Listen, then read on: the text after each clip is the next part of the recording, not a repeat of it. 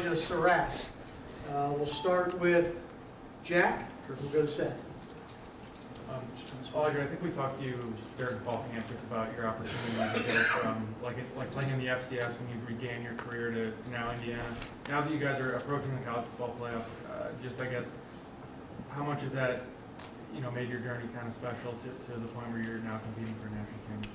Yeah, honestly, I haven't thought about it much, but you saying that it is pretty special to be here right now. I came from school with less than 5,000 kids to playing in the college football playoffs, so can't do nothing but thank God for where I'm at here right now, honestly. We'll go to Seth and we'll go to Todd. Elijah, what do you feel like has made this season so successful for you individually and for the offense as a whole? Just putting in the work every single day, off-season workouts, when we go home by ourselves, me working out, taking care of my body, just all of that, putting a lot into this stuff every single day, clocking in and out. That's what I can attribute it to. Todd, front row on your left, and then Mike. Elijah, Notre Dame secondary is pretty stout. What have been your impressions of them on film, and what do you feel like is your own key in terms of what approach you need to take to be successful in the game? Yeah, they're great defense from D-line all the way to the back end. Coached well. They're ranked for a reason. They're in this college football playoffs for a reason. They run a lot of man, so keys for us are just winning our one-on-ones when we get the chance. And whenever we quarterback those is the ball, just going up and making a play and going from there. Second row on your left to Mike, and then Zach. Yeah, Elijah, I'm not sure how much good on coaching is to do kind of during the fall when the season starts, but going against D'Angelo Pons, what have you noticed about him? What maybe separates him from other corners you've gone against? Just your impressions of kind of his skill set and talent. Yeah, I tell people this to this day. I still personally think he's the best corner I've went against since I've stepped foot in college. No disrespect to anyone else, but that's just how good of a player D'Lo is. He's twitchy. He knows the game, and I could see him playing on Sundays in a couple years for sure. Stay in your left with Zach, and then go to Rabbi.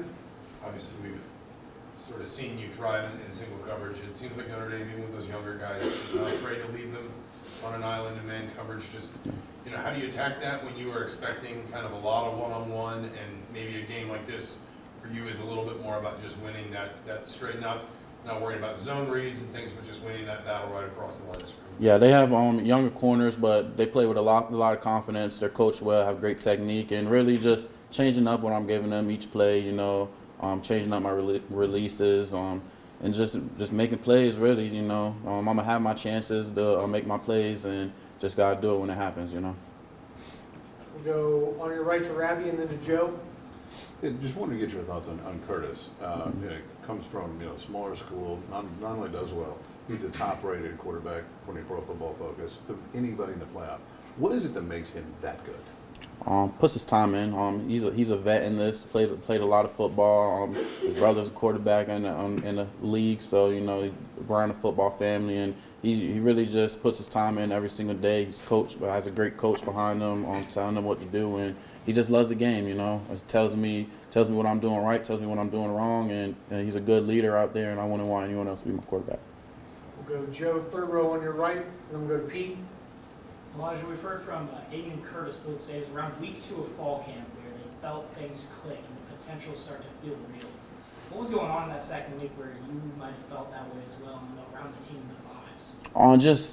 Just things were the process of things were starting to get better. Little stuff that we were messing up in the beginning, we were finally getting our timing down on routes, timing down on blocking and the run game, and everyone just started to gel. And it really took off from there. Of course, we were kind of slow in our first game, but made some adjustments, and we were on from there. We'll go Pete, your far left, and then Owen.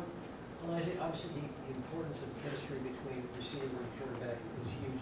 Was there a unique moment where maybe when you and Curtis finally clicked, but it was a practice or a game, or like, hey, we are on the same page?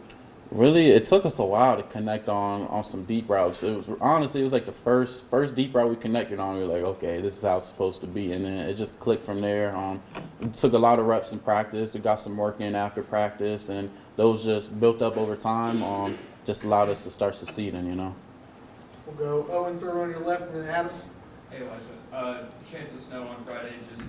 What did you learn from the Purdue game as a receiver, and how can you prepare for that in the practices leading up to the game? I mean, practice-wise, you can't really prepare for it. Cold is cold regardless. I have a couple tricks, Vaseline maybe, look a little shiny out there. But the heated benches, they help out a lot. But really, you can't really do much. It's really mind over matter at that point. Just got to go out there and play some football. So Adam, third row behind the camera. It has been decades since Indiana and Notre Dame have played one another, whether it's in the building or out in the campus and in the community. Do you sense an excitement about renewing the rivalry regardless of the stage and the stakes that this game carries? Yeah, I see it every day. I need to get off of Twitter. I see it a little too much. But I understand the importance to everyone who's involved with both programs, and I'm just excited to be able to play in this game. Who knows the next time we're going to be able to play, and I just want to go out there and compete for the fans and do my best, We'll go Will, second row on your right, and then we'll go to Jim. Elijah, we spoke to Miles Price last week, and he said he had a vision for Indiana being this far back in January. Did the receiver room seem to share that vision, or even just the team? Yeah, definitely receiver-wise and team. I personally, I had like 2024 goals, football goals, and that was one of my goals. It's like hanging up kind of on my locker, so I see it damn near every single day. Sorry, excuse my language, sorry, but yeah, it was a goal that we set. You don't really think about it throughout the season because you just go on week by week, try and compete and win games, and we're not really treating it any different. Treating this game just like any other game. Going to try to go out there and put the work in and do our thing. All right, we'll wrap it up with Jim on the left front row. Elijah, this whole team has played with a chip on their shoulder all year long, proving that they are worthy of any opponent, any place. Will you go to Notre Dame with that same chip, or now with the sheer confidence of, hey, we're supposed to be here, we're supposed to be playing in this game? Yeah, we know we're supposed to be here. We know we belong, but we're always gonna have that chip. We remember what everyone was saying about us before the season. Remember what everyone was saying during the season. Remember what everyone's saying now. But we're all we need. We're gonna go down there, just focus on us, and try to handle business. Great. Thanks, Elijah. Thank y'all. Thank you.